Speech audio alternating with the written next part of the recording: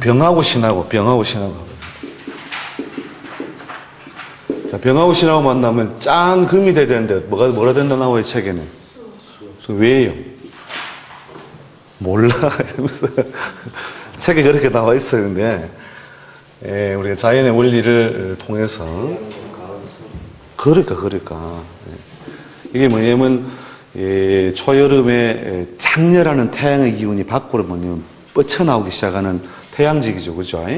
태양지기가 무엇을 만나면 만추에 내리는 추상을 만나니, 이렇게 그 가을의 성질을 제대로 얻은 강렬한 것도 장렬하는 태양의 기운을 만나면 그 물성이 어떻게 해요? 수의 성질을 만나는 것과 같은 것이다. 하는 거죠.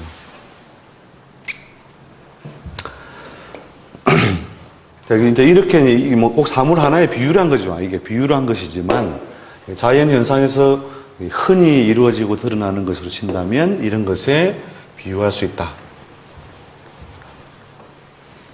자, 정임은 뭐가 된다고요? 목이 되는데 왜요? 정이 즉 병이 무엇이라면 빛과 같다면 정은 뭐 열과 같은 열, 그죠? 열. 그렇게 초여름 다음에 서서히 좀 여름이 무르익어가지고, 그죠? 그때에 이루어지는 거 뭐예요? 더운 기운이 현실적으로 무엇과, 원래 이제 자연의 현상 속에 그대로 땅에 펼쳐져 있는 불들은 다 정으로 보면 되거든요. 이게 정은 음이니까 약하다 이런 게 아니에요. 그러니까 이 병은 뭐 강한 화고, 요놈은 약한 화다 이렇게 배우면 안 된다니까요. 오히려 현실적으로 그 치열한 어떤 그 불의 기운을 드러내는 것은 오히려 정이라는 거예요. 왜? 갑을병정무가 뭐예요? 양운동의 몇 단계? 오히려 단계가 더 나아간 거잖아요. 그죠? 자, 이렇게 해서 이제, 현실적으로, 더운 기운으로 작용하고 있는 열과 같은 것이 정인데, 열하고 이 임수는 뭐냐면, 우리가 이제 사람으로 치면은, 정수와 같은 것이다. 정수. 저걸 무슨 큰 바다다 이렇게 이해하면 안 됩니다. 이렇게 임이라고 하는 것이 뭐예요? 그 숫자가 뭐예요? 고정적으로. 수는 몇이에요? 그러니까. 임은 숫자가 몇이에요? 예? 참말로 대답하는 것도 고역스럽죠. 근데 이래야 공부가 되니까 그 숫자는 1이잖아요. 1. 그죠? 양에 속하는 놈이니까 그 숫자는 1이다. 그러니까 1이 됐다는 것은 뭐냐면 만물이 밖으로 자기 기상을 다 이렇게 드러낼 수 있는 것을 모두 하나로 모아놨다는 거죠. 하나로. 식물로 치면 씨앗 상태와 같은 것이다. 즉 정보를 하나에 담아놓은 것이라는 거죠.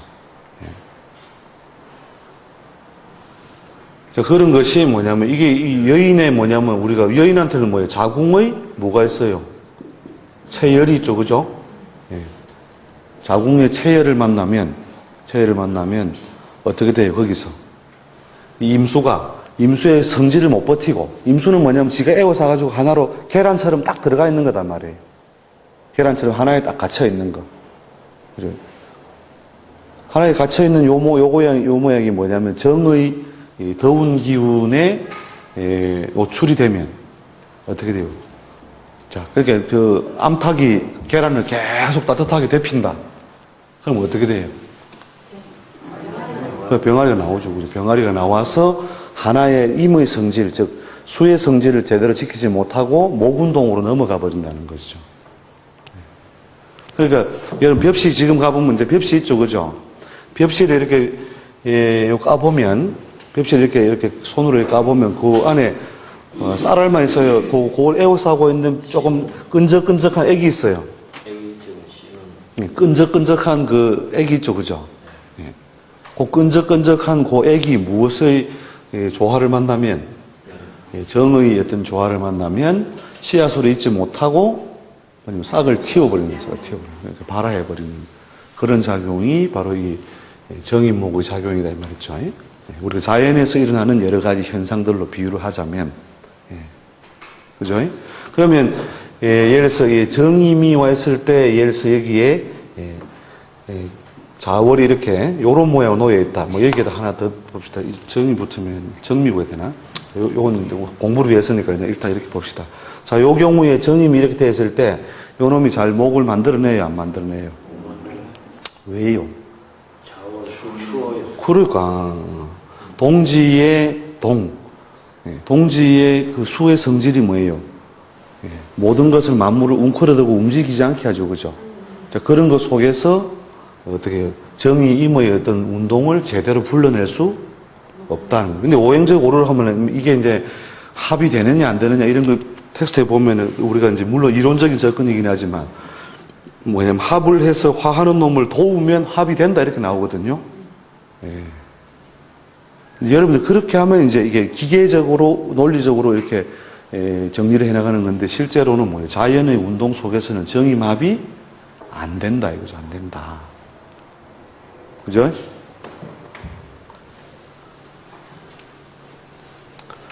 그래서 자연의 운동으로 여러분들이 항상 이렇게 사람들이 자연 속에서 문자를 이끌어내어서 이렇게 그걸 정리해 두었다 하는 거를.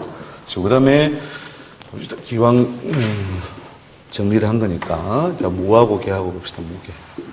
자, 무게는 무엇이 되고 그죠? 화가 된다 그렇게 나오죠. 그죠? 이때 이 무라고 하는 것이 갖는 성질이 뭐예요? 양의 마지막 단계죠. 그죠? 양의 마지막 단계. 개수라고 하는 것은 음이 뭐예요? 기경신인계에서 음의 마지막 단계 운동에서 이렇게 얼음이 되면 어떻게 돼요? 얼음이 되어서 얼음이 물에 떠요, 가라앉아요? 네? 뜨는데 그럼 그렇게 누가 더 음적이에요? 물이 음적이에요? 얼음이 더 음적이에요? 얼음이 더 음적인데 물에 떠요, 안 떠요? 그러니까 음이라고 하는 것은 밑으로 가라앉으려고 하는 성질이 많아야 되는데 물이 더 음적이라고요? 근데 헷갈리죠?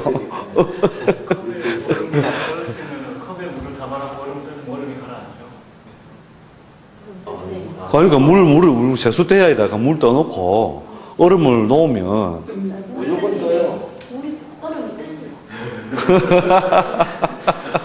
뜨지 당연히.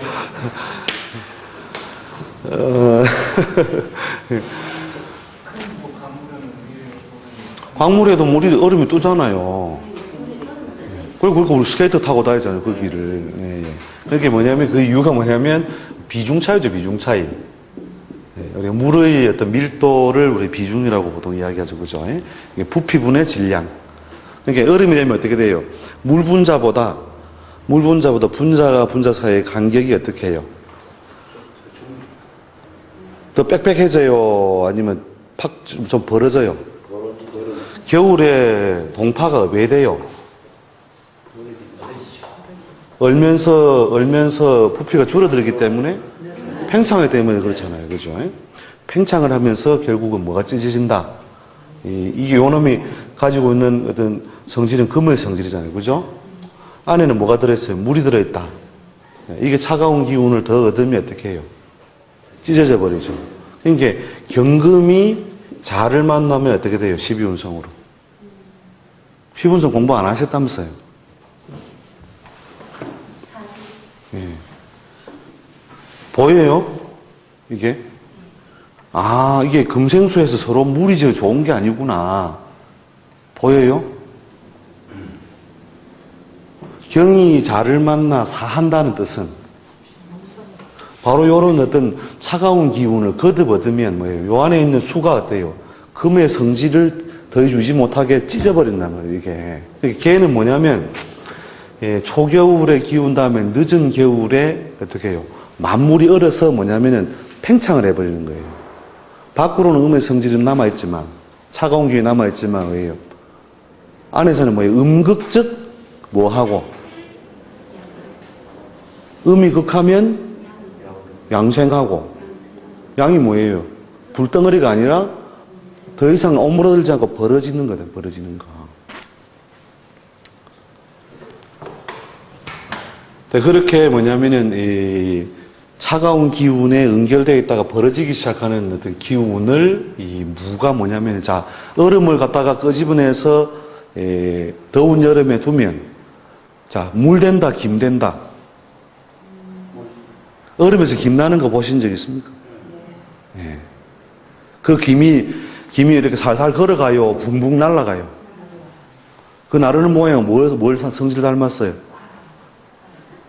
불처럼 날아가잖아요. 그 드라이아이스 보셨잖아요. 드라이아이스. 이놈이 물 될 시간이 없는 거죠. 물 될 시간이 없이 바로 무엇의 기운을 만나니까 양의 5단계. 양이 무르익은 단계를 보니까 지가 가만히 에워싸 있지 못하고 확 밖으로 이렇게 날아가서 그 운동성이 무슨 운동성? 화의 운동성을 갖는다 이 말이죠. 이게 여러분 이제 불이라면 그냥 불이다 이런 실제로는 이제 뭐 자연에 비한다면 만물이 뭐냐면은 우리 석유라고 하는 것이 뭐예요? 석유라고 하는 것이 다 썩고 삭아서 그죠? 만들어진 거죠, 그죠? 거기에 뭐가 이게 뭐냐 불씨단 말이에요. 이게 병정 양의 기운이 더운 기운이 최대한 펼쳐져서 지상에 불씨처럼 남아 있는 게 이 무라는 거예요. 그러니까 기름에다 뭘 부으면 불씨를 두면 그게 바로 화하잖아요. 불이 붙잖아요.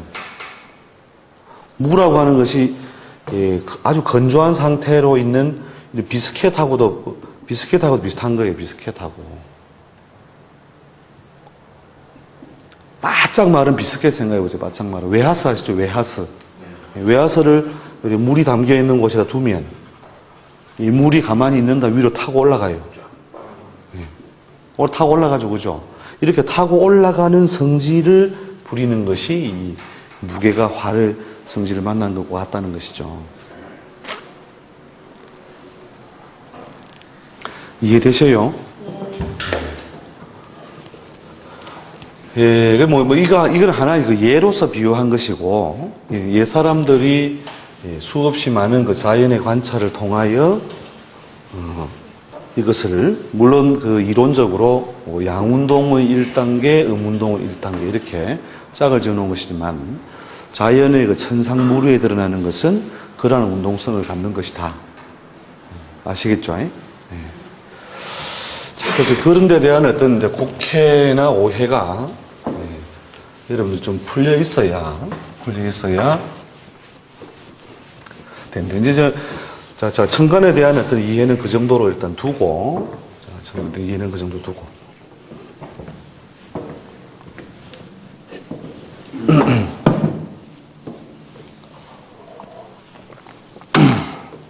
자, 지지 한번 봅시다, 지지.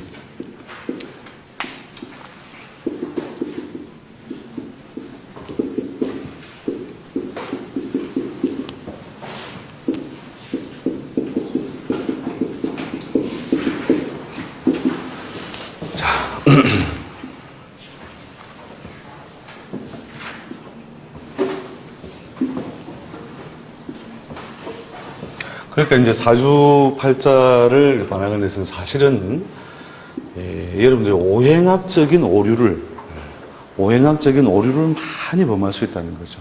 사실 사주명리학은 오행학이 아니에요.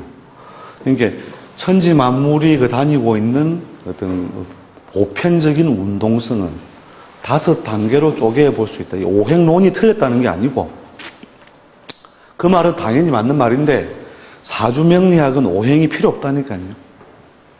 오행을 배울 필요가 없어요. 사실은. 이미 뭘 줬기 때문에 오행보다 더 친절하게 뭘 줬어요? 10행을 줬잖아요. 10행보다 더 친절하게 12행을 주고, 10행, 12행보다 더 조합해서 무슨 간지를 줘요? 이게 60행이 되면 60행. 자연은 60단계의 운동을 통해서 이렇게 변화해 나간다. 이렇게 60행을 이미 줘놨는데 5행으로 뭉퉁거리면 갑을 인묘를 이걸 다 같이 목으로 처리해가지고 그걸 갖다 똑같이 해석을 하려면 이게 이제 소위 바보 사조학으로 가는 거죠. 바보 사조학으로. 갑을 입으면 각각 그 의미와 작용과 역할이 다 같다 다르다.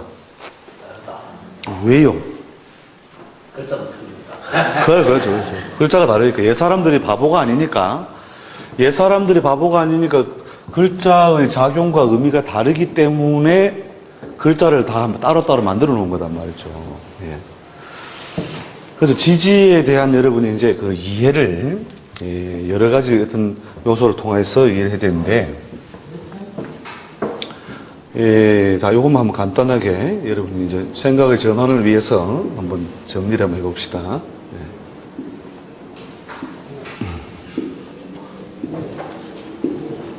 자, 이게 이제 자는 축을 낳고, 그죠? 자는 이렇게 이 생하는 개념은 그 앞에 것이 발판이 되어서 다음 것이 오도록 하고, 말돼요?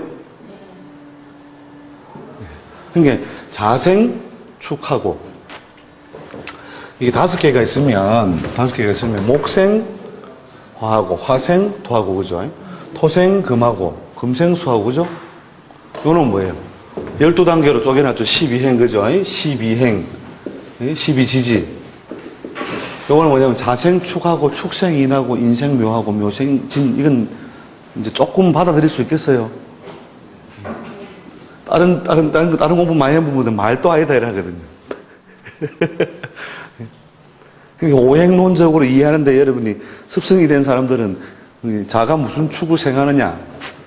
이 생의 개념이라고 하는 것이 뭐냐면 다음 운동을 열어준다라고 하는 거예요. 다음 운동을. 그러니까 겨울은 무엇을 낳고, 가을을 낳고, 봄을 낳고, 봄을 낳는다는 거죠. 예. 자, 이렇게 이제 한마디로 행도 되고 생도 되는 이런 운동 단계를 거쳐가는데, 요놈들이 가진 여러 가지 그 성질을 우리가 음량적으로 한번 도표화해 보자는 거죠. 자, 자연의 기운에서 우리가 그 별과 별이 각도에 의해서 양운동이 시작되는 걸 기준으로 한다면, 어디서부터 일양시생하고, 자부터 일양시생하죠. 그죠? 즉, 동지를 마치고 무엇으로 들어간다? 해가 기른하기 시작하여 하늘에서는 벌써 무엇이 양이 기른하기 시작하죠. 그죠? 그래서 가지고 있는 성질을 보니까 어디까지? 자축인묘진사까지는 무엇의 운동이 이루어지고, 하늘에서는 양의 운동이 점점 유해해지는 쪽으로 가고 있고, 오에서는 뭐예요? 자, 정오 이후에는 해가 져서 음운동이 이루어지죠. 그죠? 하늘에서 음의 양이 점점 질어난다. 그죠? 그래서 음양의 양으로 봤을 때, 그래서 이게 방향성이죠. 음양의 방향성. 자, 그 다음에 이제 실현된 계절의 음양. 계절의 음양으로 친다면은, 자, 여기 쪼개두었죠. 그죠? 자, 여기 요놈들은 뭐에 속하고? 지상에서 실제적인 양의 운동, 즉, 인이라고 하는 것이 몇 양이에요? 자가 1양이고, 3양, 밖은 3음, 그죠? 양이 3의 위치에 대해서 반드시 밖으로 양의 성질과 개성을 드러낸다, 이거죠. 여기서부터는 지상에서 확실하게 양운동이 드러나죠, 그죠? 그러니까 인묘진 사오매가 무엇에 속하고, 지상에 드러난 양에 속하고, 신유술 해자축은 무엇에 속하고, 음에 속하죠, 그죠? 자, 이것들이 갖는 것들 중에 오행적으로 우리가 금수를 무엇이라 하고, 음이라 하고, 목화를 양이라고 했을 때, 이 토는 모르겠죠, 그죠? 자체 우리가 오행적인, 그렇다면 자는 어디에 속하고, 양에 속하고, 음에 속하고, 축은 모르겠고, 그죠? 여러분 토라고 배우셨으니까. 이거는 비워놓겠죠? 비워놓읍시다. 이것도 더 설명하려면 한참 걸리는데. 그 다음에, 인과묘는 무엇에 속하고, 양에 속하고, 그 다음에, 진과 사는, 요 진은 두고, 토로서, 그 다음에, 사나오는 양에 속하고, 그죠? 목 자체가 가진 오행으로 볼 때, 목과 화는 양이라 하고, 예, 금과 수를 음이라 했을 때. 그 다음에 진술 충민을 일단 유보로 해두고, 요 놈이 예, 그 다음에 술은 유보로 해두고 그죠? 자, 그 다음에 저놈들이 이 삼합에 의해서, 삼합에 의해 조성하는 오행이 있죠. 수시로 열고 닫고 하는 삼합 오행이 있죠. 그죠? 삼합의 오행은 뭐예요? 자, 신자지는 무에서 속하고, 수에 속하고, 음에 속하고, 그죠? 그 다음에 사유축은 금에 속하고, 음이고, 인호술 해묘미는 양에 속하고, 진사는 음에 속하고, 그 다음 오미는 양에 속하고, 신유는 술에는 양에 속하고.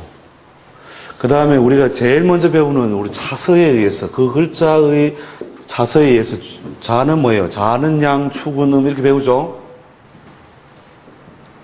기억납니까? 예, 양음 이렇게 가죠.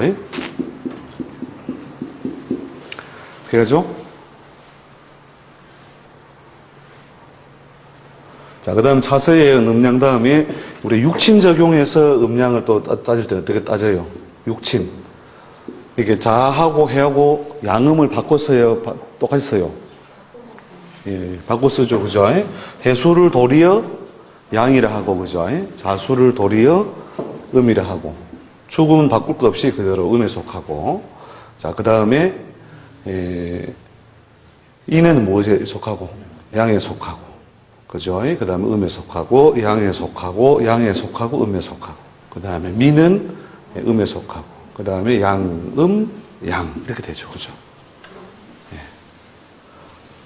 자, 그 다음에 이제 그 여러 가지 또 속성을 취해온 몇 가지를 더 추출해낼 수 있습니다. 추출해낼 수 있는데, 자, 여기서 제가 말씀드리려고 하냐면, 자세히 보니까 음의 편중성이나 양의 편중성이 이렇게 뚜렷하게 발생한 놈 있죠. 이렇게 세어도 계속 양만 나오는 놈 있죠.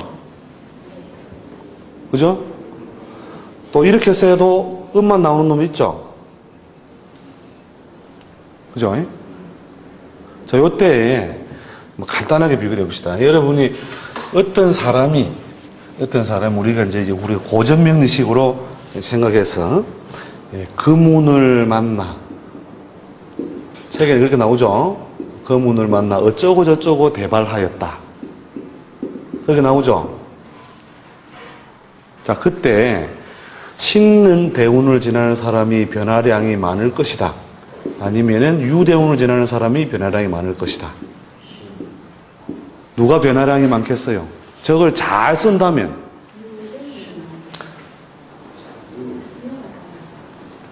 신은 뭐가 들어와 있어요? 섞여 있는 게. 양의 요소가 섞여 있죠. 그죠? 예.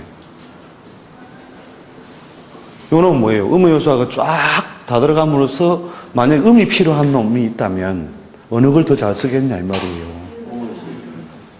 음이 필요한 사람은 이걸 더 잘 쓰겠죠. 그죠? 또 삶의 변화량도 이것이 만약에 무슨 재물이다. 그러면 이때 재물의 변화량이 많다. 아니면 이 신일 때 변화량이 많다. 이럴 때 훨씬 많을 거잖아요. 그죠? 이걸 제대로 못 쓴다.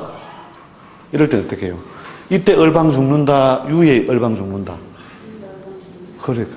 자, 이걸 왜 해드리냐면, 우리가 소위 그 고전명리식으로 뭐 공부를 해오셨으니까 희귀구안을 따져서, 자, 희귀구안을 따졌다. 따졌는데, 그 문에 나쁜 눈을 해서 내가 관제를 당해서 교도소를 간다. 자, 그러면, 자, 신운에 들어갔을 때 사식을 얻어먹을 수 있겠어요? 유운을 사식을 얻어먹겠어요? 나쁜 것 중에, 이게, 금의 기운이, 이 사람들 대흉이단 말이에요. 예를 들어서. 대흉인데, 요때 사식을 얻어먹을 것 같아요. 유운에 사식을 얻어먹을 것 같아요. 신운이죠, 그죠? 왜? 기본적으로 음의 요소가 많긴 하지만 양의 요소가 따라와 있으니, 얼방 죽는 중에 그래도 나를 뭐예요? 사식을 넣어줄 사람이라도 있다, 이 말이죠. 이때는 뭐예요? 그러니까 얼방 죽는 거죠. 예? 한마디로. 그래서 뭐 이게 왜 필요하냐? 지금 제가 뭐 쓸데없이 저렇게 많이 막 장황하게 하느냐? 여러분이 운명 감정을 할 때 절대적으로 중요한 요소이기 때문에 그래요. 어떤 사람이 이 금운에 다가와가지고, 자, 지금 사업이 그 위태로운 지경이 와 있다. 자, 이때 부도가 날 것이냐 말 것이냐 답을 달라. 자, 이랬을 때, 요 글자를 잘못 쓴 사람은 어떻게, 유운을 만난 사람은 이 글자를 힘들게 흉하게 쓴다면, 이 사람은 뭐로 봐요? 망으로 봐야 돼요? 죽다가 살아난다고 봐야 돼요? 망이죠. 요건 뭐예요? 그 죽다가 살아난다. 이게 이제 천재명리학으로 가는 거다는 거죠. 여러분이 이제 명리상으로 이 사람이 이 시기에 당할 수 있는 모양이 절대적인 어떤 양으로 모여 있는 것도 아니고 절대적인 음으로 모여 있는 것도 아니다. 이 글자 하나가 유라고 하는 글자가 하나가 이루어내는 여러 가지 작용력이라고 하는 것이 이해되시죠? 그러니까 인생에서 대운을 지나갈 때 어떤 판에서 큰 판이 벌어지고 좋아지거나 망조나거나가 어느 운에서 제일 크겠다. 인 아니면 네, 보이세요? 네. 이렇게 뭐냐면 하나가 가지고 있는 그 자라고 하는 것이 작용력이라고 하는 것이 무조건 음으로 작용하는 것도 아니고 완벽하게 양으로 작용하는 것도 아니다는 거예요. 이때에 이루어질 수 있는 변화로 우리 음을 잘 쓴다고 했을 때 뭐예요? 좋은 게 4개라면 굳은 일도 2개가 따라오니 호사에 그 담화가 끼인다. 그래서 이 사람이 뭐냐면 자기 있는 걸 전부 다 베팅해가지고 뭔가 업을 벌리려고 했을 때 반드시 어려움이 닥친다 안 닥친다.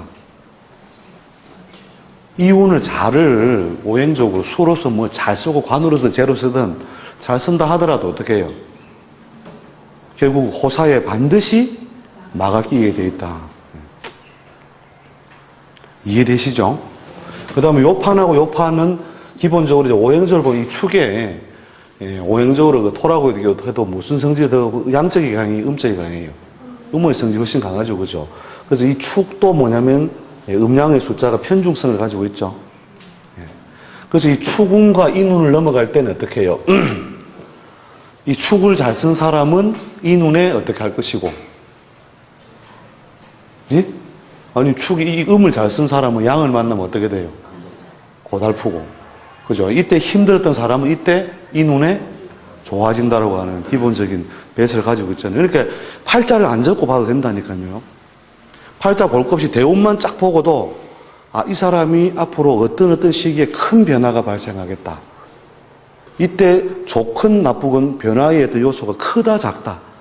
이런 것을 지지만으로 여러분이 다 알고 있어야 된다는 것이죠.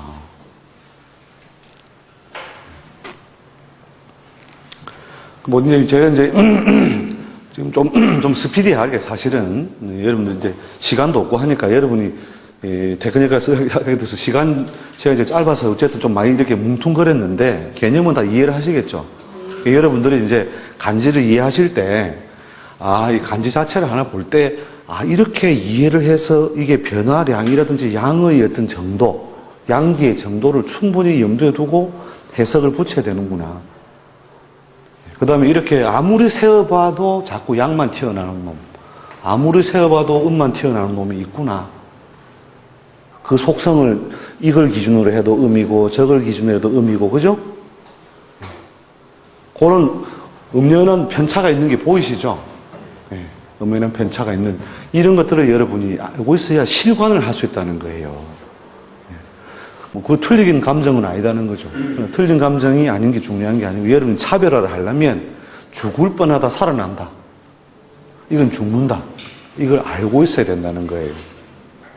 모르니까 뭐 그냥 몽냐몽냐 해가지고 그냥 뭐 소위 누구 모욕술을 하는 말 설레발이만 이렇게 쑥 풀어가지고 막 아는 것도 같고 모르는 것도 같고 몽냐몽냐 이렇게 해가지고 끝이 난다는 거예요. 모르면 모르겠다 하세요 그냥. 이건 모르겠다. 명리로서 다 접근할 수 없다. 그럴 자유도 없는 거예요. 모르니까.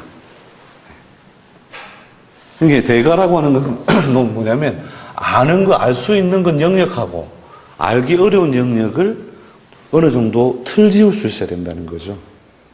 도사니까 다 안다. 이건 말이 안 되는 거예요. 그건 최면수를 스스로 걸어놓은 거예요. 명리의 한계점이 어디냐, 다가갈 수 있는 것의 한계점이 어디냐. 예. 이런 걸 갖다가 이제 틀 지울 수 있으면은 이제 나름대로 그 어떤 대가의 안목이 생겨난다는 거죠. 예. 자, 이제 아무튼 우리 간지에 대한 어떤 이해를 새롭게, 근데 이걸 자를 보면은 또 자를 이걸 무조건 뭐 지장간에 임이 있고 개가 있고 오행적으로 수다 이렇게 생각하면 안 되는 거죠. 그러니까 저 자를 봤을 때 여러분들이 12운성 공부를 그 강의 중에는 안 들으셨다면서요. 12운성을. 그러니까 12운성이 이게 자라고 하는 것이 뭐냐면 쥐를 말하는 것도 아니고 수를 말하는 것도 아니다 이거죠. 쥐도 아니고 수도 아니다. 그러니까 천지 만물이 어떤 성질을 얻어 있다? 자상을 취해 있다 이 말이거든요. 자상은 뭐예요? 확 벌어져 있다, 수그려 있다. 갇혀 있다, 열려 있다. 그러니까 만물이 뭐냐면 안에 갇혀서 씨앗 속의 정보를 저장하고 있는 상태죠, 그죠? 그러나 그 안에는 뭐예요? 맥동하는 양기가 있다, 없다? 맥동하는 양기 일점이 일어나 있다 이거죠. 그죠? 그런 어떤 기상을 드러내는 동물이고, 쥐가 뭐예요? 야중에, 음중에 뭐냐면 양으로 쪼로록 돌아다니는 밤중에, 그죠? 그 양기 일점. 자, 이런 것이 드러났지만 이게 오행적으로 무조건 수만을 취해와서는 안 된다는 거예요. 사람이 어디서 나와요? 엄마 뱃속에서 나오는데, 엄마 뱃속을 뭐라 그래요? 자궁은 임계만 들었어요? 자궁은 생, 만물하고. 맞아요, 틀려요? 자궁 속에서 털도 나오고, 뼈도 나오고, 다 나오잖아요, 그죠? 단지 자상을 취해놨다는 거죠. 포대기에 에워싸여져 있는. 그게 뭐냐면 옛 사람들이 말하는 것은 이 자라고 하는 자의 기운이라는 기운, 천상. 그 천상이 저렇게 에워싸여 놓은 것이, 저 때도 뭐냐면 자월이 되면 그러면 전부 다 씨앗이 돌아가요? 그런 건 아니잖아요. 다른 사물들이 어떤 모양으로 존재하고 있다. 자라고 하는 자상을 취했을 때 을목은 어떻게 되고? 12운성 안 하셨다고 했죠. 을목은 병하여 있고. 자, 을목이 뭐예요, 이게? 만춘에 흐드러지게 펼쳐진 초목이다, 그죠? 초목은 어떻게 하고 있고? 싹을 틔우고 있고, 말라 있고. 예? 자월로 생각하세요, 자월에. 동짓달에. 그러니까, 다른 사물이 무엇에 의하여, 저 자상에 의해서 손상된 모양, 밖으로 드러난 모양을 한꺼번에 볼 수 있어야 된다는 거죠. 갑은 무엇하고 있고? 자월에.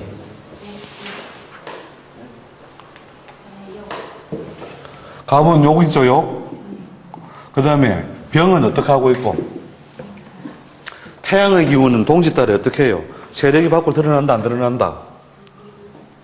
있으나마나 힘이, 존재는 있어도 힘이 없는 거잖아요, 그죠? 태에 있죠, 그죠? 땅바닥의 열기는 절하에 있고, 물은 무기, 토는 꼭 12운성을 정확하게 다 취하기 어렵지만 비슷한 모양으로 봐서 무화기는 그런 속성을 따른다고 보고, 그 다음에 경은 무엇하고 있고? 사하고 있고, 신은 장생하고 있고, 임은 무엇하고 있고? 왕하여 있고, 개는 록하여 있고.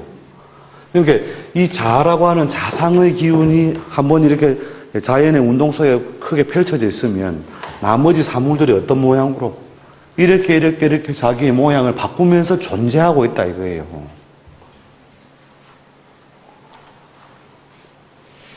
자하면 뭐 수다, 임계다 이런 것만 생각하면 안 된다는 거죠. 예. 이해되셔요? 예. 예, 조금 쉬었다가 하시죠. 예. 좀 쉬었다 하겠습니다. 예.